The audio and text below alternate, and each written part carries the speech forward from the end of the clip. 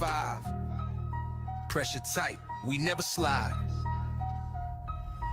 DJ calling routes, Cook holding down the line. Harris in the backfield, reading all the signs. Throne running deep, got that Razorback pride. Film on the screen, we break it down clean. Talk real ball, no script, no green screen. From the hill to the dome, we ride for the team. Red blood, white cleats, and a hog in a dream. Yeah, yeah, yeah, yeah.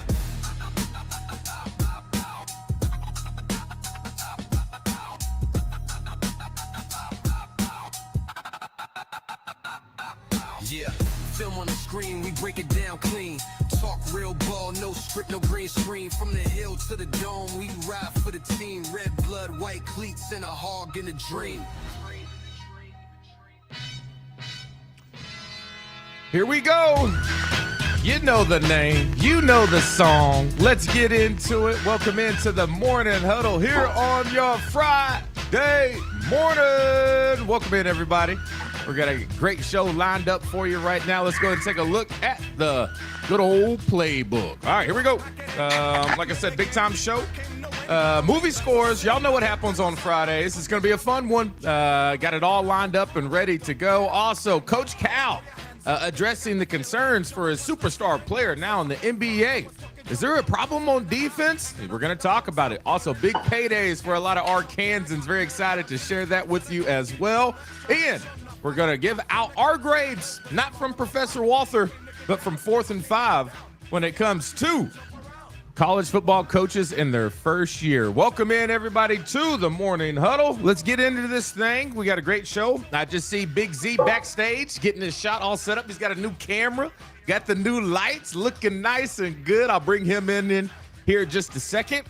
And Josh Throne, by God, there's one thing you can count on with Josh. And it says you can't count on them. All right. So we'll talk about that here in just a second.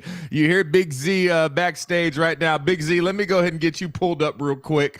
But it's going to be a great show, everybody. Very excited for this one. Jam-packed show. A lot of fun, a lot of excitement. Somebody's going to win a little something at the end of the show today. So we'll have that geared up for you as well. So let's go ahead and get my crew in here so we can have a fun show. Big Z, first one to join us here this morning.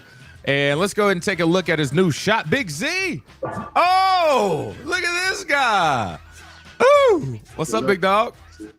Nothing much. You all right? It doesn't sound like the audio is coming from your microphone. You know what I mean? Tap your microphone real quick. Tap it. Tappity tap. Yeah, definitely not coming through there. All right, so I'll let you kind of play with that and get that figured out. As you do that, I see Josh is with us as well. Don't look at me like that. I see you backstage. All right. Josh is looking at me all funny, and he knows why. All right. So, Big Z, I'll let you go ahead and get that. It's something in your audio settings. I'll let you get that figured out. But look who it is, y'all. Josh Throne joining us. Let's go and take a look at the whole crew here this morning. All right, fellas. Like we said, you got your cup of coffee? Is that what it is? I do. I'm rocking and rolling, man. I was up early this morning. Great to get a head start on the day.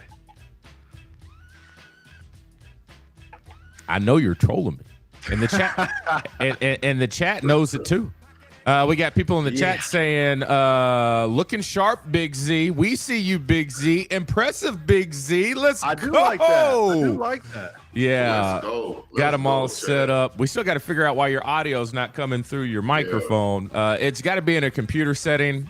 Typically, if you go to your audio settings and go to input, then you got to pick that little microphone thing I sent you in the mail as well.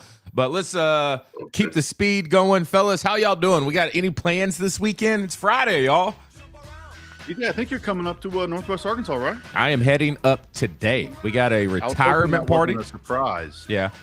What'd you say? I said I was hoping that wasn't a surprise, that we weren't supposed to be mentioning that. We're going to be celebrating one of my former co-workers and still great friend, Marty Houston. He is retiring from the news. And so a very, very long career up there in Northwest Arkansas. So we're going to be having his retirement party tomorrow. Is that tomorrow? I think it's tomorrow. So Ebony and I will be making our way up today. Valerie, if you're watching, I would love for you to watch your little your puppies, our dogs. It'd be great. But also in the chat this morning, are you still trying to figure it out, Big Z? Give me a tap. Give me a tap. Mic check. Oh, now he's in it. He's in it, baby. We're on fire now. All right, here we go. Good morning to Jim Gum, Josh Garr, Legend 86. Val is up with us. Audrey's up with us. Jonathan Armstrong, Chris Caver in the house.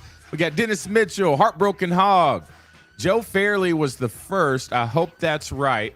I'd have to double check on YouTube, but I'll take your word for it. If Joe Fairley is right, and you know what that means, Joe Fairley, that's 5 for you, my friend. That means you're getting yourself a brand new 4th and 5 t-shirt. All you have to do is text our fan line, 501-830-5255. Let us know your name, because the names don't pop up. Just say Joe Fairley. We need your address and your shirt size, and we're going to send that thing in the mail, okay? Hit the party music when somebody wins. This is the party music, right? That's what I want to hear. Okay, fair enough. Are you hitting one of these? Yeah, we'll give you one of those, all right? Yeah, I got you covered. All right, fellas, like I said, it's going to be a fun show. Going to be rocking and rolling. Yes, Valerie is Aunt Val Pal when it comes to watching the pups. Appreciate that. I absolutely forgot to remind you.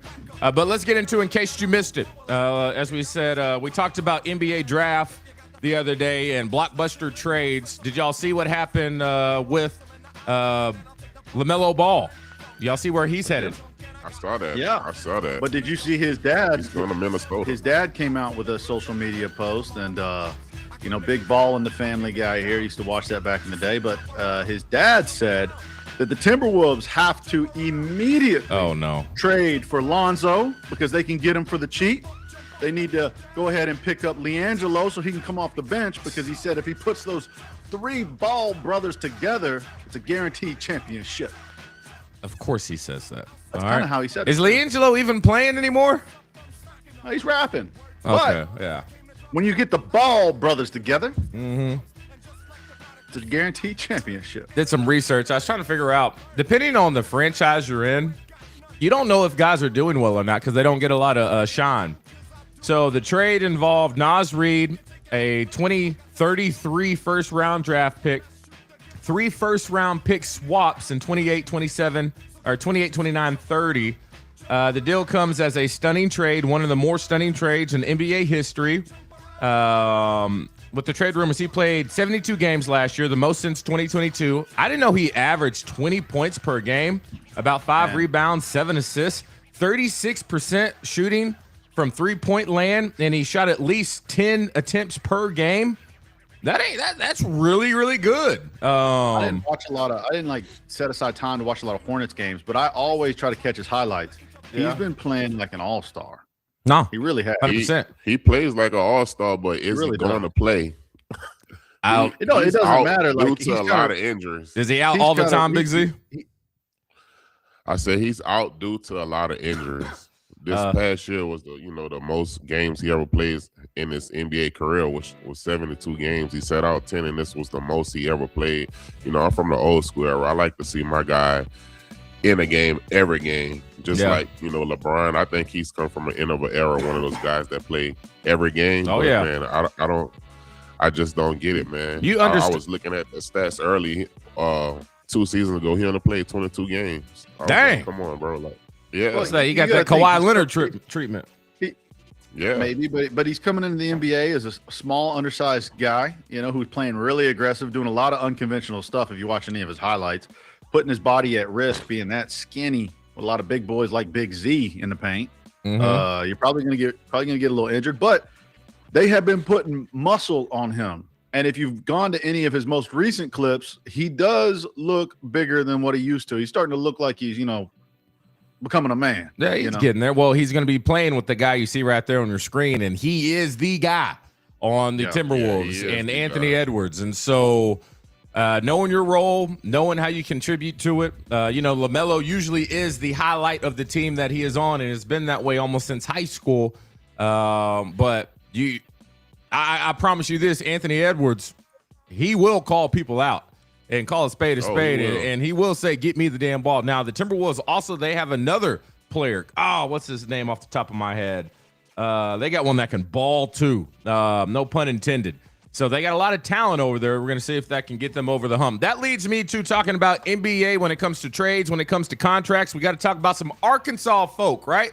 Before we do that, Big shout out to our sponsor for in case you missed it. Parlay on 8th. Once again, up there in Northwest Arkansas, Bentonville in the 8th Street Market. Really cool spot. I encourage y'all to go look at our YouTube page and my social medias. I did a highlight piece on Parlay on 8th, a little behind the scenes, so you can see the menu, you can see the cocktails that they have, the bar area. It's all set up. Really cool spot as far as the sports bar is concerned. And at nighttime, if you still got a little boogie in you, they turned that shuffleboard area into a nice little dance floor. It is a really, really cool environment. Parlay on 8th. Information, parlayon8th.com. You can reserve these VIP little areas if you want your own space, your own TV, your own projector screen. They got you covered. Be heading up to Northwest Arkansas today. Maybe Parlay is in the future for today. We'll talk about it. All right, y'all. Let's get into this one right here. We got some people making some big money. Big paydays. We're going to take a look at some of the highest paid athletes, Arkansas history. And I'll give y'all some. Y'all want to do a chance for some early points this morning? You want a chance for some early points? I'm going to name two. I'm going to name two names, and y'all have to tell me who gets paid more. All right? Who is a higher earning Arkansan? You ready for this? Yeah. All right, here we go. Okay.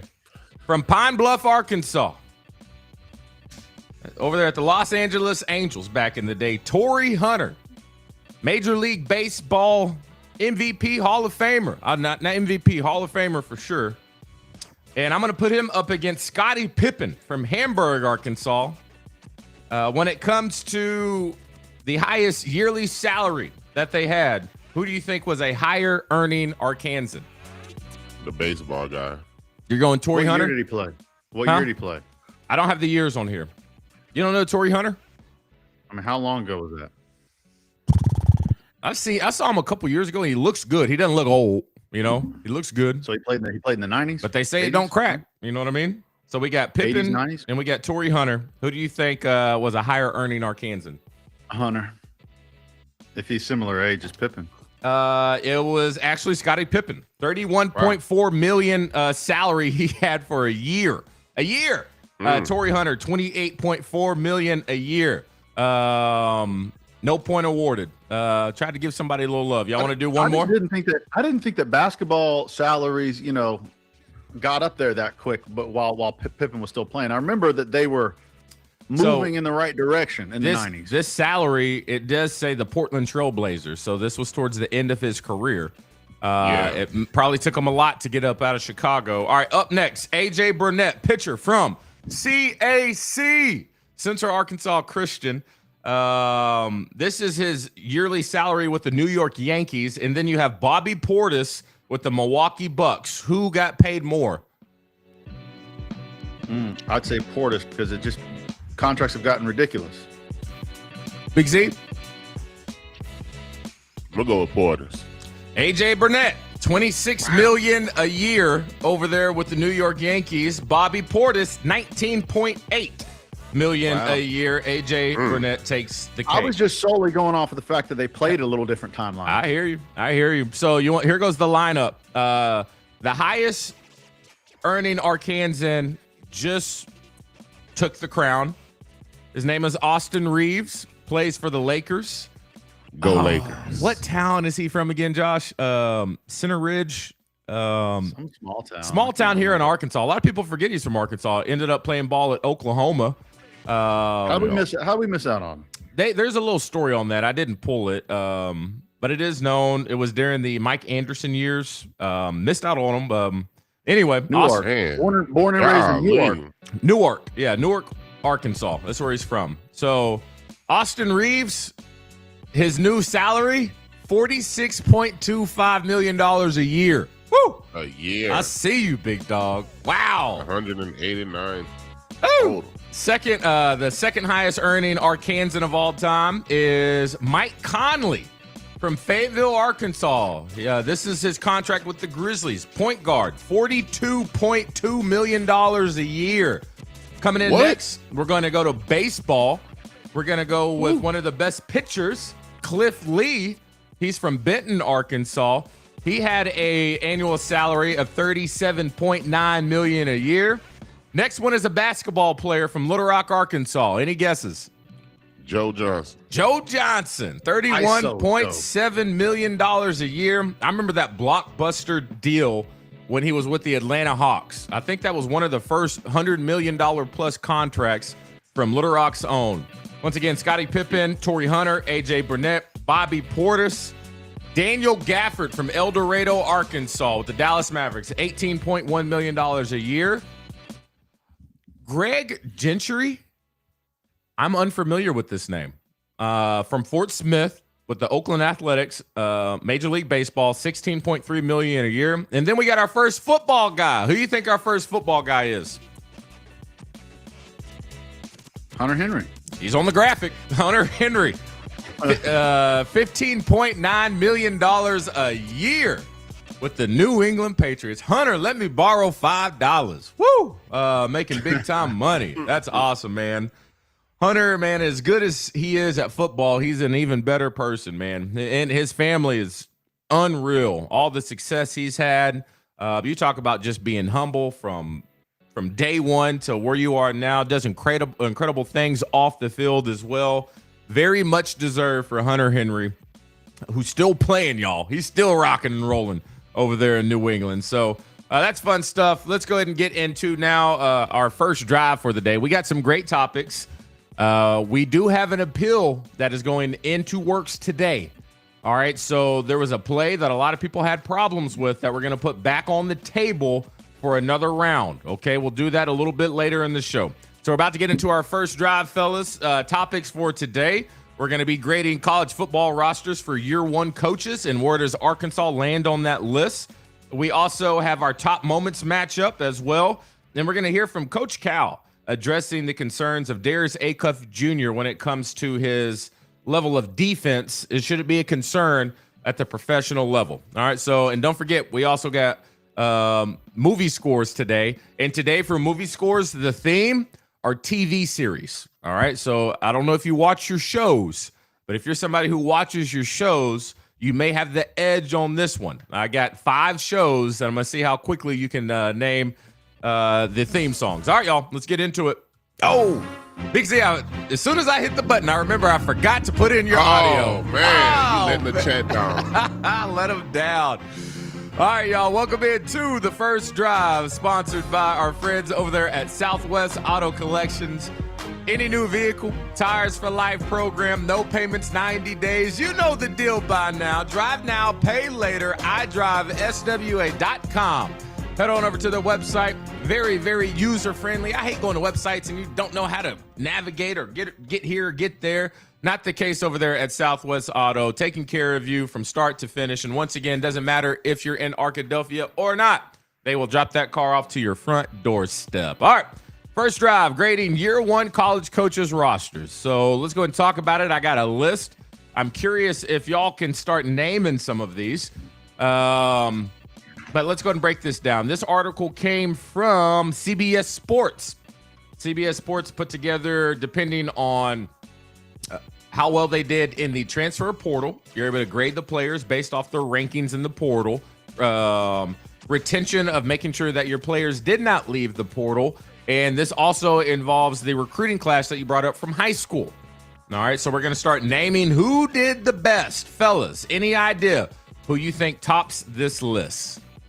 Pete Golden. Pete Golden would be correct. He has a grade of a A+ ranking. When it comes to the portal, his transfer class was ranked number 2. This was already based off of an extremely talented Ole Miss team who has their quarterback that's coming back for a 6th year.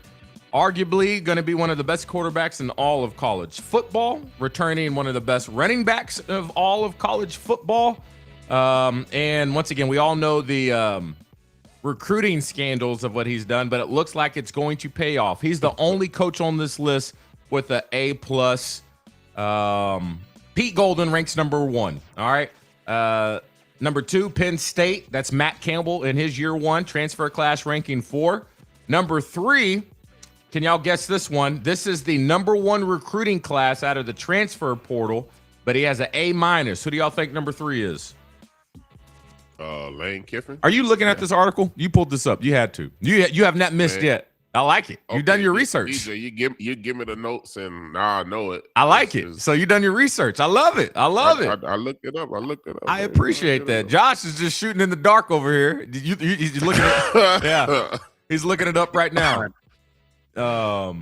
What'd you say, Josh?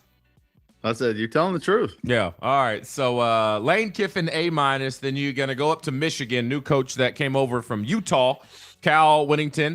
He is an A-. His transfer class ranking is 24. Then you got, this is surprising to me, Alex Golish. We all thought he was going to be our new head coach after the report from Trey Schapp.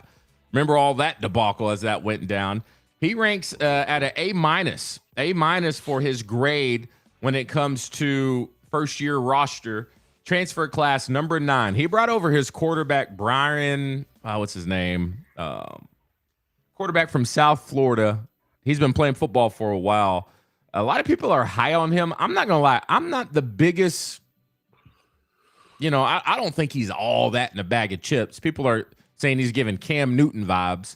I wouldn't say that. I wouldn't go that far. I wouldn't go there.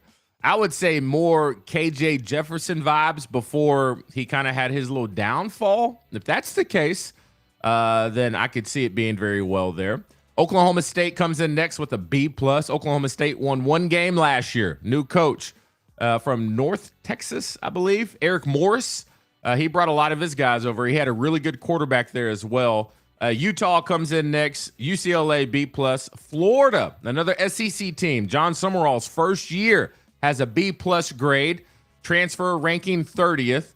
Then you have, this is surprising, Virginia Tech, they get a B. You would have thought James Franklin would have did a little bit more heading over there after leaving Penn State, not by his choice. James Franklin, transfer class ranking 27. I know y'all are waiting on it. Where's Arkansas? So I went through some SEC teams. There's another SEC team on here with a higher grade than Arkansas. And this is where I'm just like, do we just not get any respect at Arkansas? Or are we looking at it with some rose-colored glasses because both we're Arkansas fans? Kentucky. We don't get any respect, and we do look at it through rose-colored glasses. Kentucky has a B. Will Steen, whatever his name is, has a better ranking than Arkansas. Transfer class number 10 in all of the country of what he did in the portal. And then Arkansas sits towards the bottom of this list. The grade is a C, transfer class 33. That is the second lowest from what I've seen on this list, only behind the new coach over there at Utah. So, like I said, I really don't know. Am I biased in my mind and I'm not seeing it the way the rest of the country is? Who's seeing it right? Because I feel like we should be better off than always being at the bottom of the barrel compared to all the teams in the SEC. Or does Josh? What do you think? Are the people on the outside looking in? Are they on to something? I think they're looking at our history. Yeah, I think that's what they're looking at. They're looking at 2-10. They're predicting what Arkansas is going to be able to do based on our history. And it's most of the time, your history is the best indicator of your future. In the transfer world and the college football world, maybe not so much, but I think that's part of the reason why we just don't get any respect. Is that, I feel like this whole coaching search situation going into it, we didn't really, come out fiery hot about our coaching hire, which I think also kind of had to do with a little bit of, downplaying what we might be able to do. Put it this way.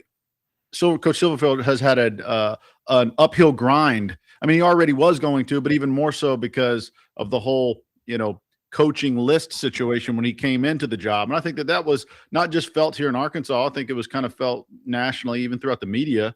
And that's not a knock on Coach Silverfield at all. But I think that was that was definitely the sense from Arkansas fans and the football world. So when you already have that, that mindset going into it, and your view on Arkansas coming off a 2-10 season, and then maybe we didn't get the top coach that we wanted, even though maybe we did. I'm not making a claim on that. I'm just saying that was the vibe right after he got hired. I think that's going to play over into our projections. just about everything. Yeah. Heartbroken Hog says Stein over Silverfield on this list is asinine. Stein, 0 head coaching experience. I'm trying to figure out, did people forget what he did at Memphis? I mean, they did. And I think it just came down to, like, remember, it was kind of like we were really high on Golish.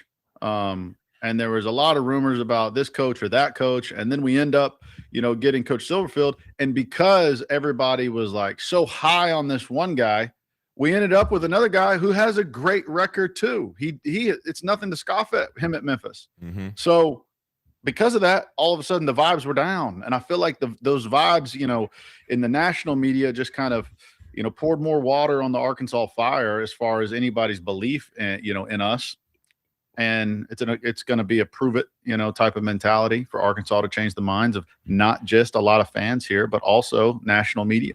Big Z, where you at on the grades? I mean, a B is, I think it was pretty tough due to his competition and the people that he was going against. But I think a B for who? A B for job. who? Silverfield? Yeah. No, Silverfield. They gave him a C. They gave him a C, Big Z. Oh no, I thought we got a B, baby. They can't do the C. Because on the research that I looked up, I'm not gonna lie, I saw it was a B. But if they put a C, I totally disagree with that, because he came in and made a lot of changes, getting people in the portal, addressing those issues where we had some depth issues, and he got the overall situations squared away for the moment that we have with the transfer portal, getting those new people in. But my main thing is that he's coming in after having a successful season at Memphis. That's a lot for our situation, especially being 2-10. I think we have a lot more things to address with the depth on the team, like they were saying. I agree with that one as well. But he's just getting in. We have a lot of time to go ahead and get in and start getting this team rolling. I'm just being so positive and optimistic about this guy right now, because I'm excited to get a new coach in and start getting my Razorbacks rolling. Let's go. I'm tired of I know. I'm ready to be in the stands cutting up over there with you and Josh. I need to see us on TV going against these big SEC schools and getting some big wins. I'm ready for this season, and I'm ready for the future of Ryan Silverfield. I mean, we are ready, and we just got to sit back and see what it's going to do. Like I said, I saw somebody said maybe I'm a little too optimistic. If y'all know, we've been doing this show for a while, and optimism usually a lot of people don't accuse me of, all right? We just call spades a spade. And what we've seen so far, there's been no indication that makes us feel like we need to go hide under a rock somewhere this year or put a bag over our head and not watch the product on the field. I haven't seen anything like that. All right. So we've seen things that are moving in the right direction. I'll be honest. Now, if it comes out to game time, isn't in court. Yeah. He needs to make us believe. Make us believe. He has to win. That's what he has to do. And then, hey, let's do it. I see comments coming in right now. Get those likes up. I see them, y'all. If y'all wouldn't mind taking a second as you're watching on your Facebook, YouTube, wherever you are, hit that little like button on that YouTube page and subscribe as well. It really helps. And helps, that is. Valerie even said, for the crew, if we get up to 30 likes on the live, I'll send the first round of T-shirts for the crew for free plus shipping. Look at that, giving out some free T-shirts here this morning. Who's in the crew? Is it our faithfuls? I bet it's our faithfuls every day. All right, y'all. DJ, you said, I was just going to ask you a question. You said that the transfer class, they ranked it. Yeah. And it was what? 33. And how are they coming up on that? Is it just the projections of these transfer players? When we did our portal player breakdowns, I don't know, about 2 months ago when we started getting these guys in, if you go to like 24/7 Sports or you go to all these online ranking websites, they have high school recruits and they have portal. They have a new tab for portal players. And once they hop into the portal, they'll have a new ranking. And they even have the players' old school high school recruiting ranking. Some of them are higher than that ranking. Some of them are lower than that ranking. So whoever is responsible for doing these rankings, they go in there and they say, what is this player valued at now? And then that's where they get the grade. You have 3-star, 4-star, but they usually look at the number, like, is it 81? Is it a 93? Is it a 70? Whatever. And they average those numbers together and come up with the ranking. That's what I was thinking that it was, but I want to make sure there wasn't something bigger into it, because if it's just some media outlets with, let's just give them the benefit of the doubt, some guys who know football and can grade these guys. Okay, cool.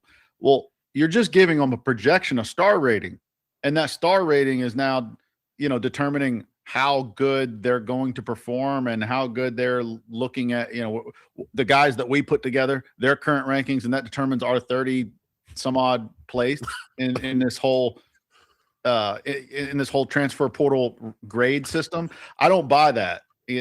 There's how many times are guys coming out of college with less stars than what they should, or more stars than what they should? How many times can guys transfer and he was a 3-star here, but he goes on to become one of the better, centers in college football? There's so much real football that has to get played to determine how these guys actually pan out. Mm-hmm. So these grades, it's just a bunch of guys sitting around a breakfast table talking about what they think these guys are going to do. You ain't lying, and that's man. the reality.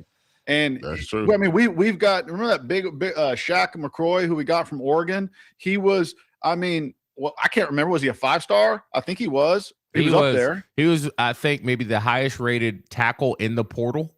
Yeah, and he didn't really play here, and he wasn't really pulling his weight as far as the hype that went behind his star rating. And then you have our guy from Fort Smith who's a 3-star, and he's turned out to be one of the better centers in college football. So guards. I just think that what'd you say? Guard, but go ahead. Okay, yeah. What I'm saying is that these stars don't mean anything. At the end of the day, you got to put a helmet on, you got to strap pads on, you got to play football. Mm-hmm. Size, speed, height, weight, all that stuff means something, but it don't mean everything. There's been plenty of big dudes who can't play. You've gone up against big dudes and you've been 6'1", 6'2", and you blew them off the ball. That wasn't supposed to happen. But you did. See, every time I see like these rankings and then we go and watch film, I'm not trying to toot our own horn here at 4th and 5. Maybe just a little bit. Here, I'll do a little toot. How about, there it is, a little toot. Hey. When we see these players come in and we see the rankings, then we do the work and we go and watch the film. And we don't just look for the highlights. It's a much tougher process because players can send in highlights. We'll go find like the highlight, and then we'll go figure out what day that game was, and then we try to go look for the actual game film. And then we watch usually a half. You can tell within the first couple drives what type of player you got, but we'll watch a whole half. That's how I think you get a real idea of what is coming to the table when it comes to the player, not the highlights. And so it's a much harder process, but we do that for the guys that come in. And then that's where we come up with this is what they're ranked. This is what 4th and 5 thinks. We have a whole series of it on our YouTube page. And so every time I see these things come out, usually they just account for what are their stats. Okay. And those can sometimes be very misleading. You got a defensive player who's leading the state in tackles. You're like, oh, he must be the best defensive player on the state. I sometimes think, man, their offense must be awful because their defense is on the field the whole time. You had an Arkansas team that was not very good, but had the SEC leading tackler for the season on that team just because they were on the field the whole time. You know who was nowhere near the top when it comes to leading in tackles in the SEC? Not one player from Alabama, because by halftime they're sitting on the bench. All right, so some of those stats can be very misleading, and so I really do feel like, fellas, if one of these websites ever reached out to us and y'all said y'all want to ink a deal, or you can start giving some good ideas when it comes to the grading these players. Now, it'll take a lot of work, and if the price is right, I think 4th and 5 could have a recruiting department and give a good idea of what is coming to the table when it comes to these players. And so maybe one day. I was gonna tell you that I'm this was lucky for me to get to be around Mark Lillibridge in my early 20s. Mm-hmm. DJ, this was who DJ signed with out of college. He's a sports agent. Yep. Mm-hmm. And he was my boss for a while. And but before he was an agent, he was a scout. Well, first of all, he was a player in the NFL. And then he bounced around. He played for like 5 different teams, I think. Mm-hmm. Then he ended up becoming a scout at Green Bay. And he worked his way up all the way to director of pro personnel. So I got to be around him and just listen to him talk about players, and the players that he was going after in college that he wanted to represent weren't always the first round draft picks, Mm-hmm. but he was so convicted about how good of a football player they were. I remember you know, he was telling me back when Trey Flowers came out that Trey Flowers could be an NFL Hall of Famer. Like, he's that good. He's got all the intangibles. He plays this well, blah, blah, blah, blah, blah. He really, really was high on Trey Flowers, so much so that I'm like, wow, but Trey Flowers went in the 4th round, you know? So there are people out there who, you know, they got an eye for that. They understand that. He wasn't looking at, you know, what his star ranking was. He was watching the game film and seeing how he played the game.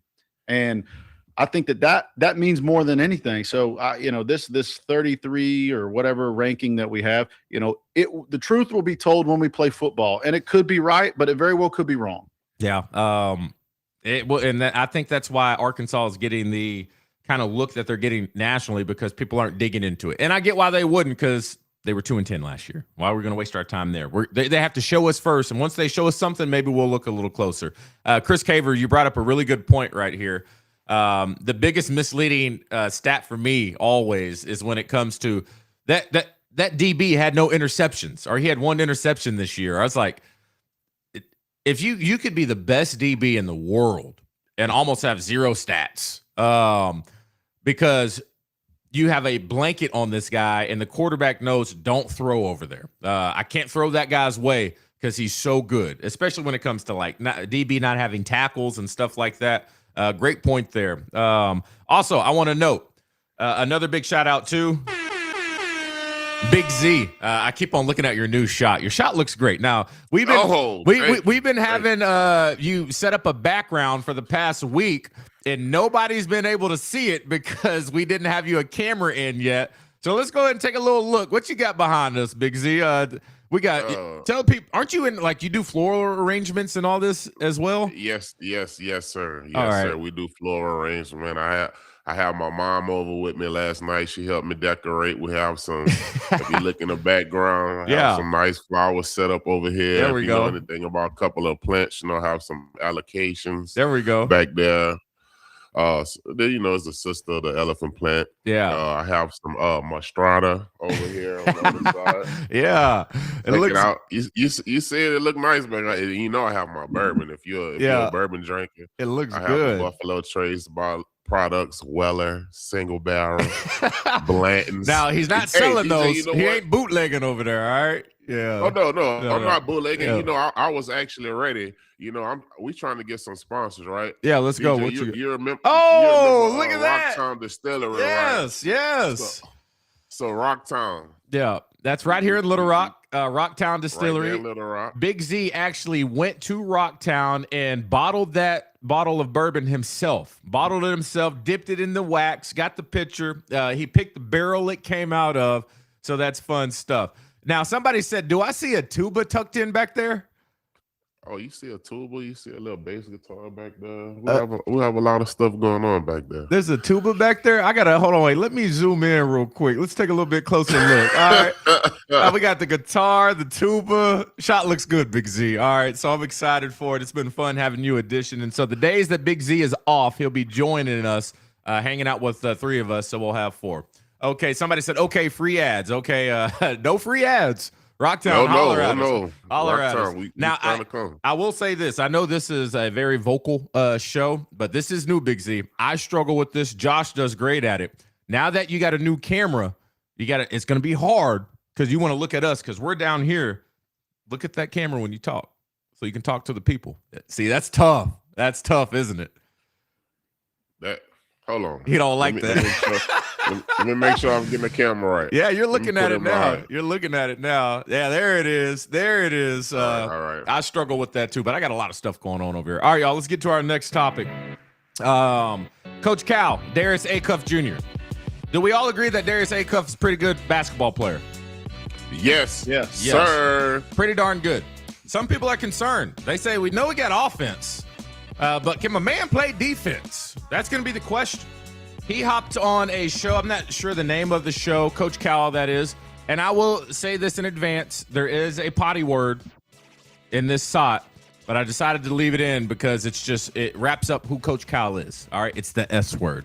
But here is Coach Cal responding to some critics that are worried about Darius Acuff on the defensive side of the ball. This is going to set it up when it comes to somebody said Josh never looks at us. His head and eyes are always to the side. What are you looking at over there, Josh? Ooh, Josh Razorback pride. I've got my screen right here. Yeah. I've got my camera right here. Yeah, okay. I've got my other screen right here. Yeah. Josh looks at us when he talks. Notes, stats, breakdowns, everything I need right here in front of me. Boom, boom, boom, boom, boom. Breakdowns. All right, here we go. Here's Coach Cal on Darius Acuff Jr., and this is going to set up a question that I have for y'all. Let's go ahead and take a listen. His impact on the defensive end not being as strong as teams would like it. As his coach at the college level, how did you put him in the best positions possible for his defense or whatever that he lacked to be able to translate to the next level? He was such a good scorer. I didn't give a shit about his defense. let me just say. Hey, scoring is at a premium, Coach. Tell him the truth now. But here's what I will tell you. I've already had this talk. I was in not only the final stuff, but the playoffs before that watching. If you are a target on defense, you can't stay in the game. So he went on to say that Darius Acuff is not that problem. You know, he's strong, he has great defense, can take a lot. He says as explosive as he is on offense and he can get to the hole, you can keep up with people on the other side of the ball. And I don't think any of us thought that Acuff was a defensive liability on the court. I don't think so. Now, we have seen some people, especially on a football field, we're just like, oh, that's a defensive liability. I hope that person never goes man to man. Or we've seen some offensive linemen that hope they're not by themselves and they need some help. We've seen people like that. But on the basketball court, I think it happens more often, especially when you have a great shooter that can knock down anything. You worry about them on the defensive side. And so he says that's really not the case for Acuff. But, fellas, this made me kind of think about Coach Cal's approach. It's a very pro-like minded approach. I remember when I was in the NFL and as at Green Bay, I was there for my type of role, trying to work up to do what I do best. Then I went to Jacksonville and Tampa, and they treated me like a wide tight end. So a wide tight end in the NFL, they're built a little different. They're taller. They're tall like a Hunter Henry. You know, they're the 6'5" that can put on about 250 plus and still move well. That can do really good down there trying to block these guys that make $20 million per year coming off the edge. The bigger type guys, you know. And I remember when I was getting looked at by New England, I was sitting down watching film with one of the scouts there before they decided to pick me up at New England. And they showed film from when I was at Jacksonville. And I was getting completely demolished by Martellus Bennett from the Seahawks. And I was like, well, let me go ahead and pack my bag and go ahead and book my flight back to Little Rock after watching that. And the scout says, why do they have you down there trying to block Martellus Bennett? I said, that's a great question. I don't know why my ass is down there trying to block him. And so, you know, they brought me in after the whole Aaron Hernandez situation because they were looking for a type of player that fits that role.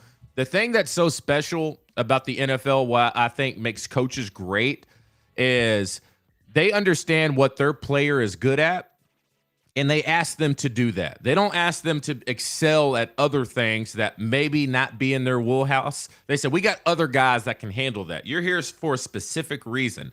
And so when you hear Coach Cal says, I don't care what the defense look like, he's our scorer. We'll figure out how to make up for that somewhere else. His approach is next level. And fellas, I'll say this from a football point of view. How essential do you think that is for a college coach to kind of break their mold of wanting their one guy to be able to do everything instead of excel at what they're best at? What used to drive me crazy is when we used to have the type of offense. Kendall Browse used to do this. It used to make me mad, Josh. He did a lot of other things great, but whenever they would try like the tunnel screens or these kind of gimmick plays, and he would pull our right tackle out to try to go block a corner that was about 15 yards away. I don't think our tackle was bad. That's just a really hard block for an offensive lineman to try to block a defensive back in space.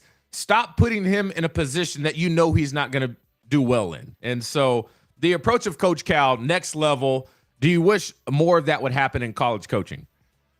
Yes. When I was looking at that interview and I saw that, I was like, man, I wish all coaches think like Coach Cal because, a lot of them don't do that. But he also goes on later in the interview and he talks about how he would tell him that, you can, whenever you get to the NBA, they have coaches in place that will actually get you better on defense because you're such a good scorer, they're going to target you defensively wise. So it's going to make you better for one, just off of your status and being such a great offensive player.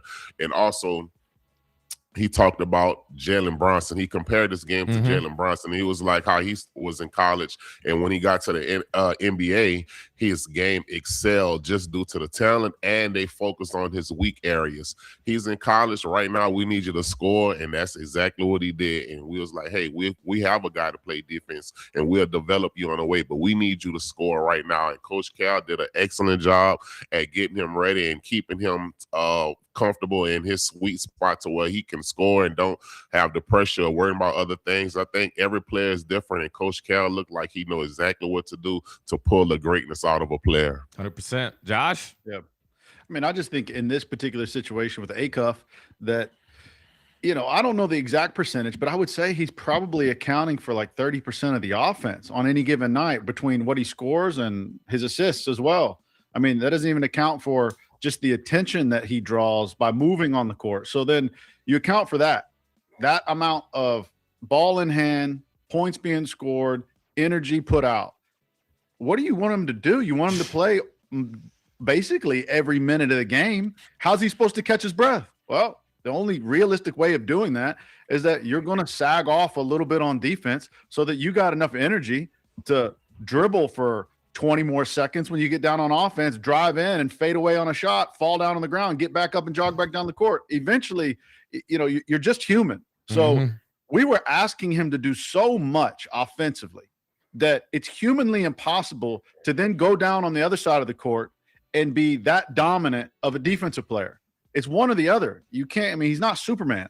So if he gets on a different team, they got different offensive weapons. He's not required to put the team on his shoulders all the time. All of a sudden, you know what? He probably could step up on defense.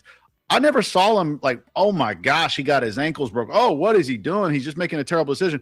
I saw a guy who was conserving his energy on defense, sagging off a little bit maybe on defense, and, living to play on offense, basically. So not in the NBA, you're right. Like if you have a guy who has to do all the production on one side of the ball, you find who's going to give you a somewhat of a breather. Not too many players did, but the ones that did, they were great. Kobe Bryant, he would go check that best player on the team. Yes. LeBron, if it came down to it, would go get the best player on the team. Jordan, when it came down to it, would go get that best player on the team.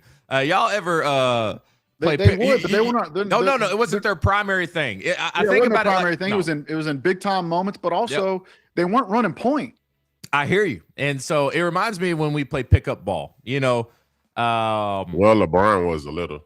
Yeah, when you play pickup ball, you ever play a team and say you're the guy on your team, you getting all the buckets, blah blah blah, and it's coming down to it, and there's a guy on the other team that's getting all these buckets, and then there comes a point where you say, "Hey, I got him now. Because it's just like we got to go win this thing. That's what the great players do, and so I don't know if that's in Acuff's bag to be that guy, but I don't think he'll be a liability. I guess we'll find out sooner. Now, the one thing I've learned about the difference between college and professional players, there's some hoopers in the league, y'all. So he will be tested, because you could hide him somewhere on the defensive side in college. It'll be tougher to do that in the pros, all right? Because they got dogs at all five positions. I don't know who's drafting him to be a defensive stud. You're bringing him on to be maybe, on the high end at best, a Derrick Rose before he got injured, a Allen Iverson type player. You're not bringing him on to be this dominant defensive type player. No, I hear you. They want him to score and they want him to facilitate. And I think that's exactly what they're going to get out of him. All right, y'all ready to go ahead and stir the pot up a little bit? Let's go. We got to get into our top matchups. All right. I'm going to start with one, and then the second one will be an appeal that went through. I had the board reach out to me yesterday. Had to go in, talk to the committee. The fans, they wanted a playback. And when I say the board and the committee and the appeals court, it's Professor Walther who runs all this. All right. I'm tired of getting phone calls. I can't take it anymore. All right. He's wearing me out. It's fun, though. I really enjoy it. So we're going to have another play that he says, if this is not in the 16 play bracket, it is blasphemous. It's due to your matchups. I'm just saying. That's why this is happening. We're gonna give it another shot. All right. Just not right now. All right. We're gonna do this one first. Here go. This is a fair one. All right. Let's talk about some overtime games. Y'all want to talk about overtime games? How fun are those? Right. Get into the crunch time, and depending on where you are, and you watching these games depends on how big of a moment this was for you. We're gonna go. Y'all remember that classic 7 overtime game against Ole Miss 2001, 58-56. Jermaine Petty, game-winning tackle to prevent the tying 2-point conversion.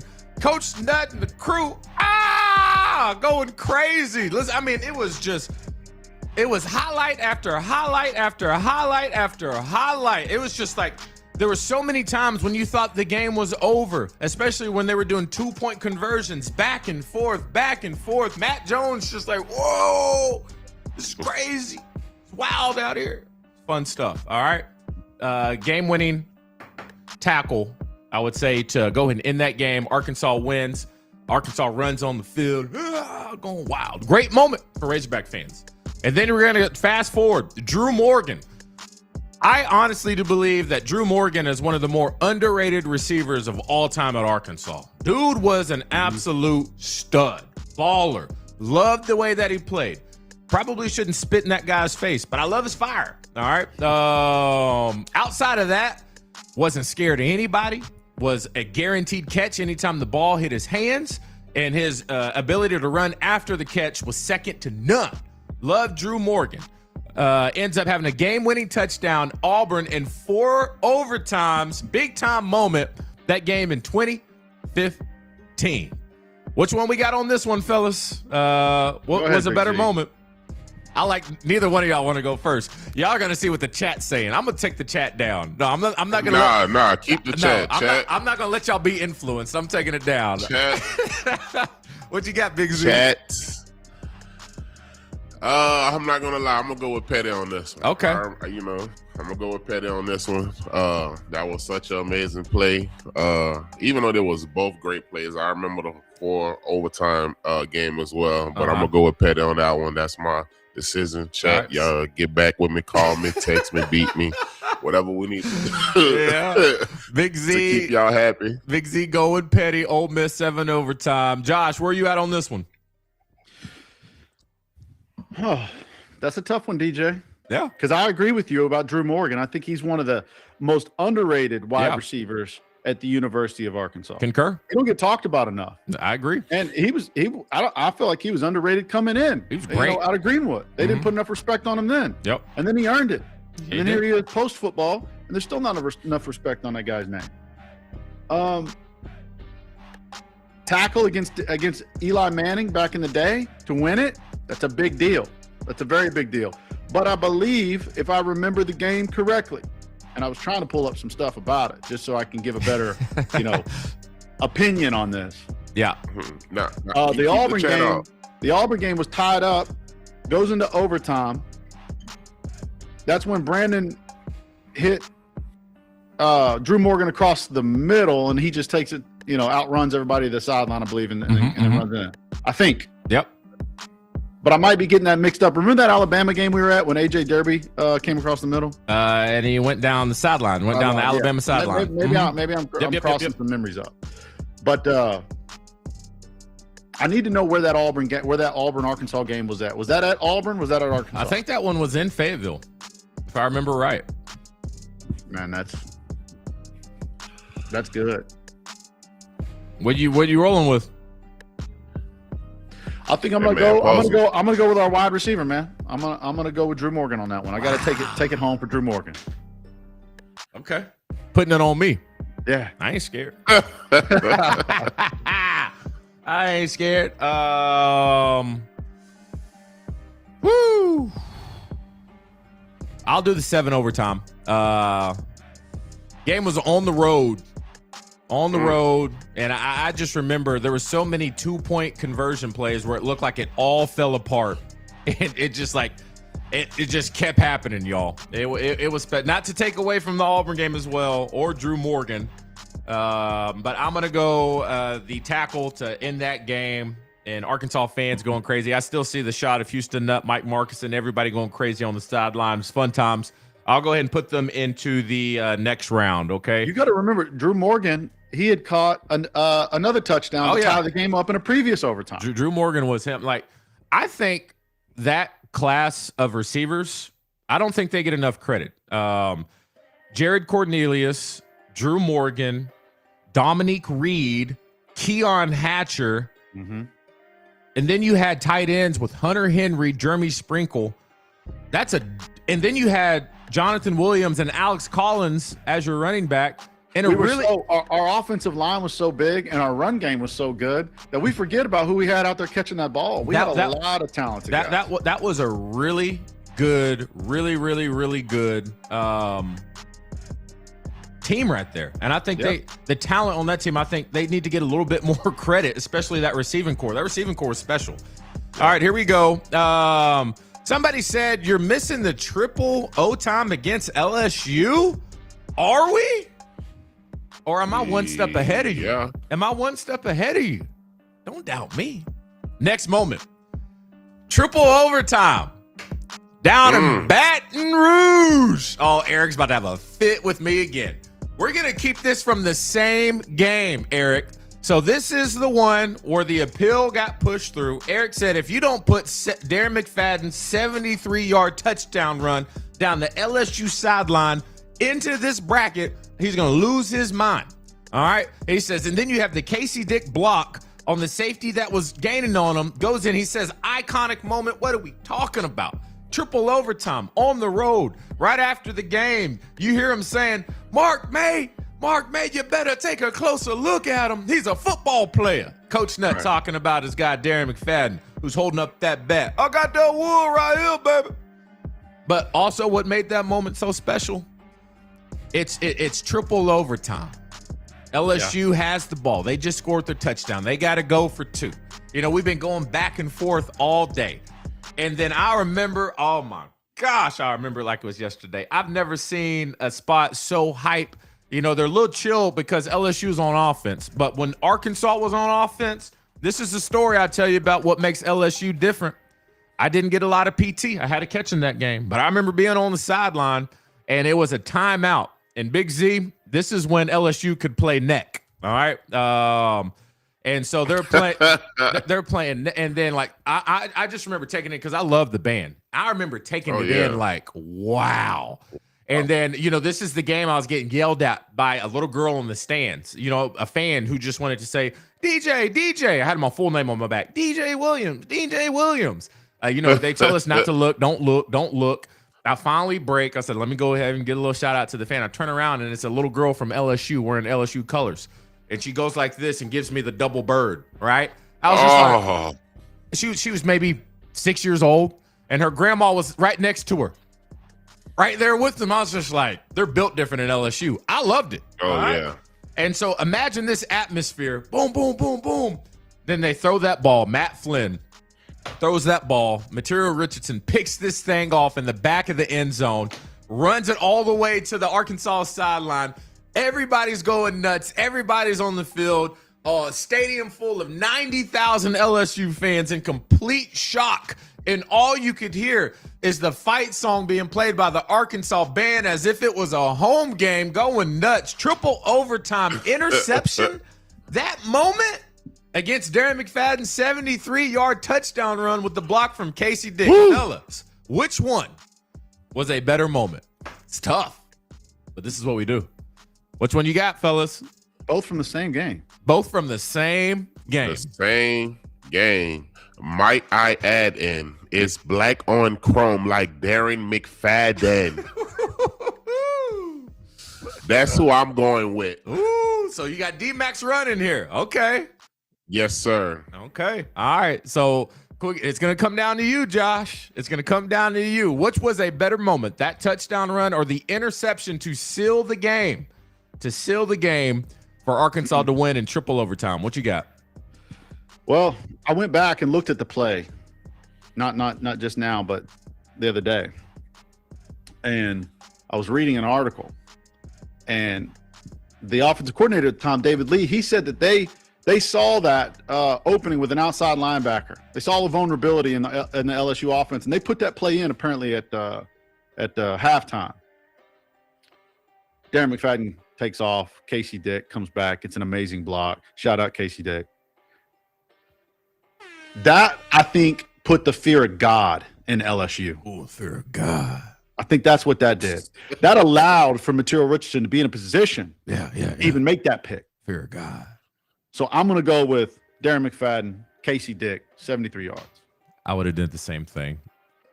The appeal has been upheld. Darren McFadden's 73-yard touchdown run will now be in to the bracket, the 16-team bracket. And so and look, Eric and everybody else, you know, I know Audrey wants Matt Jones to get in there. I don't know what to do.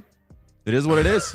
You got to talk to the appeal board and see if we can talk about it. But right now, Darren McFadden is back in the mix along with the 7 overtime stop to go ahead and win that game down on the road at Ole Miss. And then a little asterisk here for Felix Jones and Peyton Hillis because everybody was involved in that game. Peyton had 4 touchdowns that game. 4. Big time game. All right, y'all, let's line it up. Who do you want to represent you today in the competition rounds for the Blitz? Let us know. We're going to go ahead and get that thing cranked up. The Blitz will be movie scores, okay? The Blitz will be movie scores. So you want to be represented by Big Z or Josh Throne to wrap up this good old Friday. Get your weekend started off right. You might have already hit on this, but the Adams punt return against Tennessee, yes, we talked about that yesterday. That one is in the 16-team bracket, along with the Hunter Heath, 4th and 25. All right, so I'm waiting to see who's playing. Jim, Josh can't play for you every day. I mean, I guess he could. We moved the Hunter Heath play along. I thought that went up against. No, they both. I was just messing with the professor. Those both get an automatic first round bye. And so they are in. Got it. They got an automatic bid. Who won yesterday? I think it was Z. Did you play for Audrey yesterday? I think you did. I did. Yep. Audrey is in the Huddle Hopper for a drawing at the end of the show. Good morning, Boo. Let's go, Audrey. All right, you want to do Heartbroken Hog? Big Z? Let's go, Heartbroken Hog. Ty got Josh. Where's that at? Let me see. They say if it's Disney music, Big Z is out. Why are they cooking me early this morning? They are. Ty Humphrey will be represented by Josh. Once again, this is for our last name that goes into the Huddle Hopper. I'm trying to think who else is in here. We have Josh Sorrells. We have Mike, who called in, represented himself. Dennis Mitchell, you're in there. Joe Fairley, Audrey from yesterday. And we're going to decide the last name to go in today. All right, last name to go in today. Let's go, Audrey. Let's end on movie scores. So let's go ahead and move ahead and do birthdays. All right. Uh-oh. Oh, man. I don't know if I put birthdays together. Hold on. Uh-oh. Eric, Walter, Professor Walter. Hold on. Mark it down. Hold on. Yeah. Even if he's got it. Even if he's got it. It's unorganized. Just because I said it. Just because I didn't print it. All right. Y'all ready for this? Once again, y'all know how to play birthdays. We know who we're playing for. Let's go ahead and get after this. All right. Here we go. Celebrating a birthday today. Ooh. I don't know if y'all would know this. I'll ask you this. Have y'all seen the show Euphoria? Man, I've been wanting to get into it. You've seen some clips? I haven't been in it. Well, when it comes to rattlesnakes and this character, doesn't turn out very well. Spoiler alert. I'll leave it at that. He's one of the main characters in Euphoria. Season 1 actually blew him up to fame to where he's starting to get big-time roles. I honestly don't know what else he is in, but he is an up-and-coming Hollywood actor. No guess on this one. The tall guy? The tall guy. There we go. The tall guy. Don't know. His name is Jacob Elordi. Jacob Elordi. All right. Elordi. Hopefully I'm saying that right. All right. So I tried to paint the picture so you could see his face at least. Josh, how old is Jacob today? He is 31 years old. Big Z.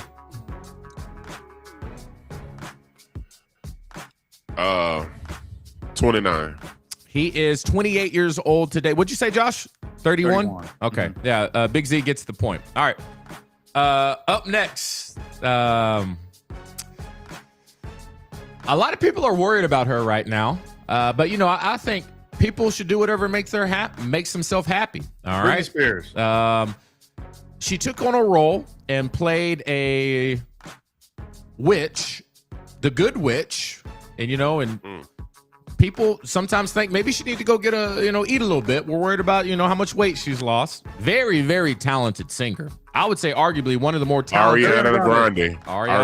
Got it first. No, Big Z snuck that in. Big Z got that in. I finished it. How old is Ariana Grande today, Big Z? Oh my goodness. Ariana Grande. Man. We got to run the clip back. It's close. I finished it at least 30. No, you didn't. 30. Josh, how old is Ariana Grande today? She is 29 years old. She is 32. Big Z with Let's a go. 3-point lead. Whoa. I'm just going to go ahead and say this. I did say it. I finished the whole name before he did. All right. Celebrating a birthday today. I love her dry comedy. She has a very, very dry sense of humor. Breakthrough role as April in Parks and Recreation. She was cast in Legion. You remember that movie Legion in 2016? Where the angel came down, protect the girl, blah, blah, blah. She plays in White Lotus. She's in Child's Play. She had a guest role in Series 30 Rock. No idea. Super dry humor. Yeah, I know who you're talking about. I just can't remember her name. I don't know. I can't. There's a mall down here in Little Rock that you would go shopping at off University. It's called... The name of the mall is called... Park Plaza. Okay. I just don't know her name. Throw me a bone. Aubrey Plaza is celebrating a birthday today. Oh. Aubrey Plaza celebrating a birthday today. How old is Aubrey Plaza, Josh? She is 46 years old. Big Z. Look at him looking. Hey, what kind while he's answering this question, why don't the chat run it back to the Ariana Grande thing? See who said finished it last, and then let us know in the comments. How old is Aubrey Plaza today, Big Z? She's a younger character, older. I mean, what? Yeah, you have no idea, huh? All right, I'm gonna say 30, 35. 35? Josh, what'd you say? Yeah. 36. I thought you said 40 something. You said 40 something. Yeah, Josh, see what I'm... I said 46. I said 46. Oh. Josh got the point. She's 41. Josh got closer. Wow. She's 41 years old. All right, celebrating a birthday today. I would say arguably one of the more familiar faces and popular faces, was the face of the MLB for a very long time. Dated Jennifer Lopez, I think. Derek Jeter. No, yeah, Derek Jeter, yeah. Derek Jeter. I mean, he said it. He said it after me. You might as well give him a point like you did on Ariana Grande. Josh, Big Z, how old is Derek Jeter today? 52. Josh. He is 53. Put the Google down. 51. Big Z gets the point. Let's go. All right, here we go. Last birthday. We got a few to pick from that y'all would know. Oh wow, there's a lot. Okay, we got 2 more. Y'all, we're gonna stay in the world of sports. We got 3 more. We're gonna stay in the world of sports. All right. Saving Josh. Up next, celebrating a birthday today, a sports broadcaster. Always got into it with a guy named Skip Bayless. Stephen A. Smith. Yeah. On their new show, Undisputed. Shannon Sharp. Shannon Sharp. How old is how old is Shannon Sharp today? You know he's gonna wild out today. Josh, how old is Shannon Sharp today? 51. 51? Big Z, how old is Shannon Sharp today? 55. He's 57 years old today. Big Z takes a 2-point lead. Dude, he looks Cooking. awesome for 55. 56. Celebrating a birthday today. Probably one of the more electrifying quarterbacks of all time in the NFL. Michael Vick. Mike Vick. Celebrating a birthday today. Big Z, how old is Michael Vick today? Michael Vick should be 47. Josh? 46. He's 45. Josh closes the gap. 1-point lead. Last birthday today. Played a really big role as a role player for the biggest comeback as far as being down 3-1 in NBA history for the LeBron. for the Cleveland Cavaliers. J.R. Smith. A lot of people remember him from a highlight dunk he had with the New York Knicks. He's with the New York Knicks for a very long time. I just said J.R. Smith. He has the kind of like the little kid and play haircut. Oh, Shepard. Sherman Shepard. Amon Shumpert. Josh gets the point. You laid it up for him, Big Z. You laid it up for him. All right, Josh, how old is Amon Shumpert today? He is 39 years old. Big Z. He's older than that. 35. He is 35 years old today. I heard some clicking. You heard some clicking? You heard this clicking from a bottle top, Josh. That's all you saw, baby. That's the only clicking you'll see. I don't have my limes today, but I got my little eyes. Oh, all right. Little eyes. Big Z has a 2-point lead. Somebody's going to win a little something today. We're going to figure out who it is. All right, y'all. I Y'all need ready? somebody in the chat to go review the Ariana Grande and get my point back. Let's get into it. Right. It's time for the Blitz, baby. Brought to you by our friends at Ortho, Arkansas. Taking care of everybody for any orthopedic needs you got. If you happen to get that neck snap back, I got you covered. 10 locations across the state. Extended urgent care hours to help you out at any time of the day when it comes to those unexpected injuries. Go stop by, visit our friends at Ortho, Arkansas. They'll make sure they take care of you and getting back to the better version of yourself. All right, here we go. Movie scores. Let's get into it. Y'all know how the game works. All right, so today is going to be TV show themes. And I know y'all can't research this because I pull these all up on myself. All right. We're going to go through, figure out what we got rocking and rolling.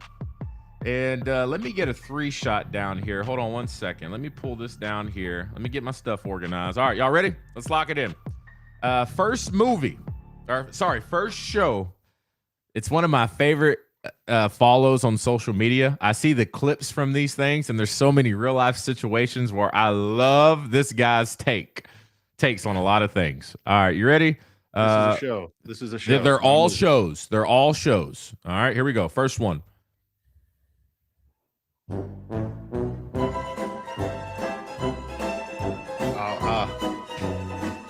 Sunny in Philadelphia. No,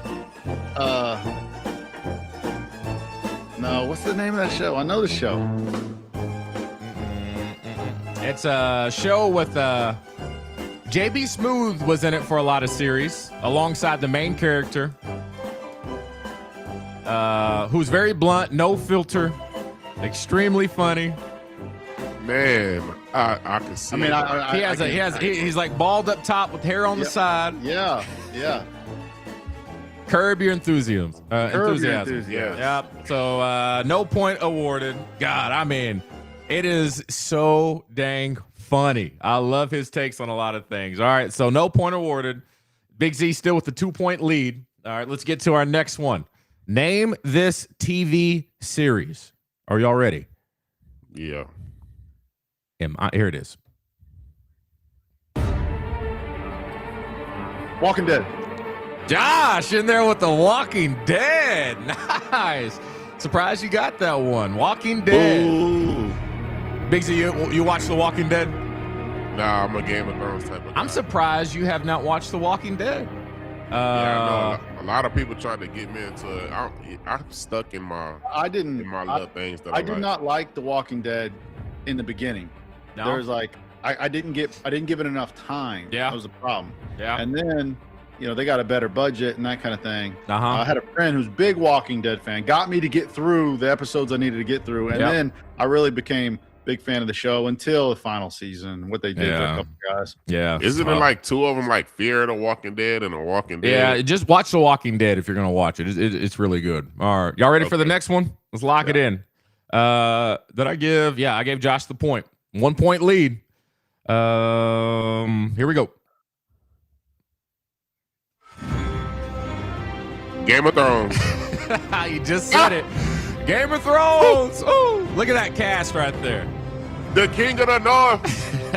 Who's your favorite character out of all these people on screen? Oh man, I love Tyrion. I love Arya. I like Jon Snow. Of course, I like Daenerys. Man, I like all of them. And look, my boy in the back. But yeah, I like Jon Snow the most. The Hound in the back. Oh man. Yeah, the Hound. What a great show. House of the Dragon. I don't know if y'all have seen the first episode of House of the Dragon. They came out swinging. That's what I was talking about yesterday, bro. You just brushed me off. I was trying to talk. I don't want to spoil it, but they came out swinging out of the gate. Woo! Yeah. They did. That's one of my favorite things about Game of Thrones. Nobody's safe. Nobody. Nobody. I love it. We'll talk about it when we get on there. Yeah. All right, here we go. Josh, you need these last two. Oh, this will be tough. I'm trying to give you a layup. This man steady trying to give Josh layups. All right, we'll start with this one. You ready? Up next, to name this show, one of my favorite shows on TV. Here we go.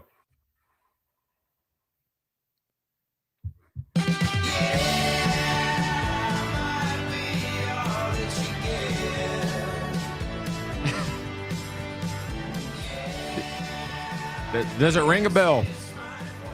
Yeah, it rings a bell. It's a show on Apple TV. Yeah, give me a second. The Ted Lasso. Yes. That's Ted Lasso. You wanker. You wanker. Wow. The wanker. Oh, man. The wanker. I got to put Big Z in here twice for that one. I see you, Big Z. It's going to be hard to miss me with shows, man. Yeah. Oh, nice. I watch a lot of Ted Lasso. I can't believe it didn't hit me. Coming out with a fourth season? Can't remember. It should be dropping here in July. Excited for that. Well, Big Z wins, which means who did you play for today? Heartbroken Hog. You're going to be the last entry in for the Hopper. Let me get them all settled up. And just for fun, the last one. Do y'all know what this show is?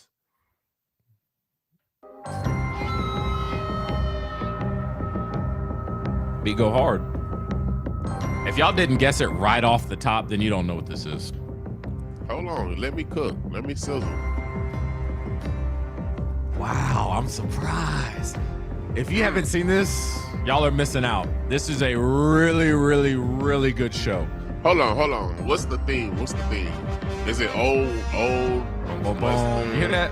Boom, boom, boom, boom. Westworld. It did give me Westworld vibes when you said that. The Mandalorian. I need to watch it. Haven't watched it. With little baby Yoda, Grogu, and all that. Really, really good show. Oh. Yeah. Mandalorian. That's the Mandalorian. It's one of my favorite Star Wars series. Really, really good. I have to watch the second season.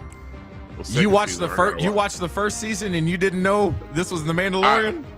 Man, that was around a little bit after COVID. That was so long ago. I was like, I have to watch it. I have to watch it again. I have to watch it.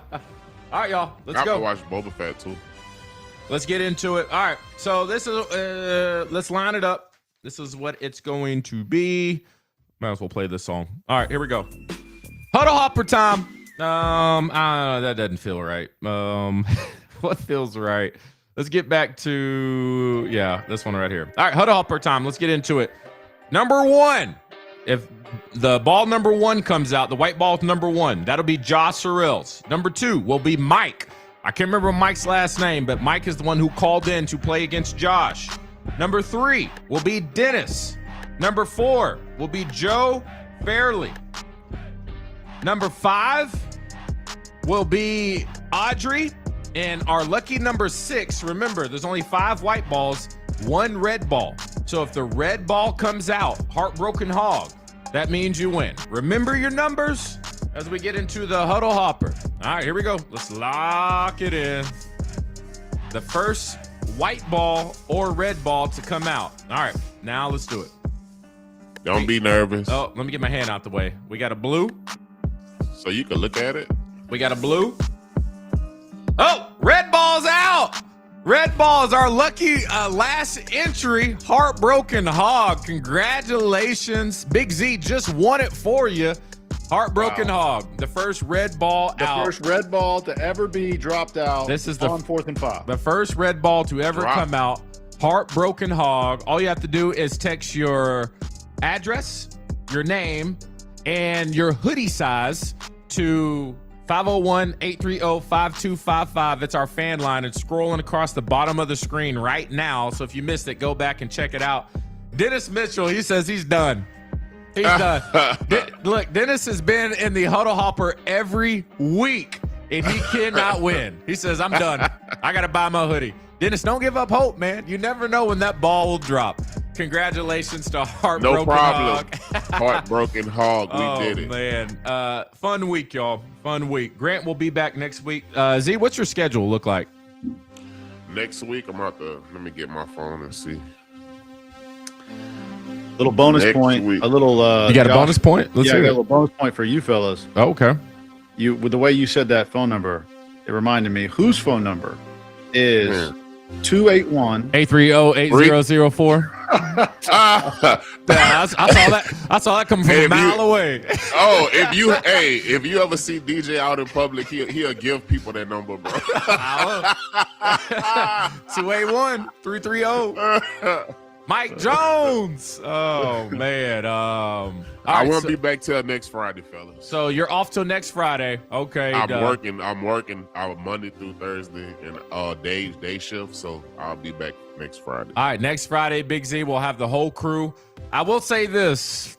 God, I'm tempted to tease them with what we're working on. So we want to show y'all something Josh put together, and I'm working on the video part. But, if Big Z is going to be joining us more, we need to add him to our intro song and the intro that we do in the morning. Right now, it's Matt, Grant, Josh, and myself. And I know people are saying, Matt, he'll join us when football season comes back around. All right, that's our boy. But we needed to add Big Z. And so we have a new intro song.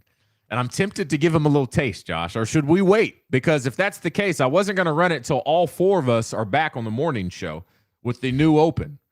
That's a long time, and I know how we are. We've been sitting on this for about a week. Should we give him a little sample? And you can give them a sample if you want. See if they like Give it. him a little taste. Give him That's a up to little you. taste. God. Just to send the show out? Just send the show out on our new open. I think it'd be a good way to wrap up the week. All right. Valerie says, I love the new song. She's heard it. In the chat, if y'all are still with us, if you want to hear the new song, look, Chris wants to see it now. Now, Chris, I'm surprised you didn't say not now, but right now. All right. I got that from Big Z. It's pretty fire. And I think this will be you can't not do it now, Heartbroken Hog says. So how about this? We send y'all out on our new song that we will start running when all 4 of us are back. And I admit the delay mostly has been for me trying to make a new open with a lot of visuals and stuff like that. But the song is done. The song is done. And the song is awesome. All right. So we'll go ahead and give y'all a little sneak peek. And by sneak peek, we'll let you listen to the whole thing. Let's go. Y'all ready for, where is it at? I got to find it. All right, here it is. Here it is. Here it is. Not now, but right now. Is T.I. out? I don't know. All right, here you go. You ready for this? This is going to be our new song, our new open, including Big Z on the Morning Huddle. I want y'all to tell us what you think about it. Rate it from 0 stars to 5 stars. Here we go. You ready? Whoa, pig! It's the Morning Huddle, y'all ready? Let's ride! Morning Huddle, turn it up.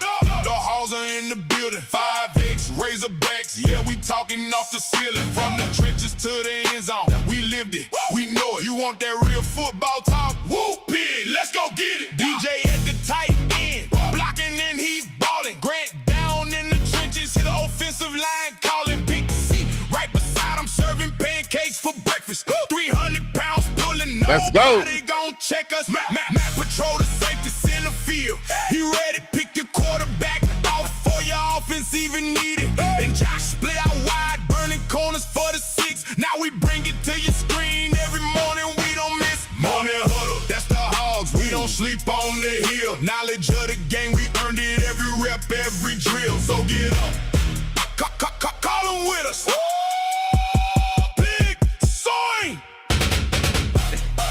This the Morning Huddle, baby. Yes, sir. Let's go. Let's move. That's good. Woo! Y'all feeling Man, that or what? Y'all like that or what? I like that. That's a What's up, banger, Chad? right? I like What's it. up, Chad? I like it. Oh man, it's gonna be our new open. Somebody wants to know: is this on Spotify? Oh, It's on man. Apple Music, baby. Josh, Hey, man, DJ, my Yeah. cousin just texted me. She said she want a hoodie. Where she could get one at, man? yeah, she got one. You got to win for, but always you can go to our YouTube page. There's a shop link on our YouTube page that will send you to allofmeshops.com. And you'll see the 4th and 5 tab. So that's where you can get that. Once again, our new song. We just did our little debut sneak peek for our viewers, and so I'm working on a new intro. So when you wake up every morning, you're gonna wake up to that banger. All right, I can't wait for it. It's gonna be fun.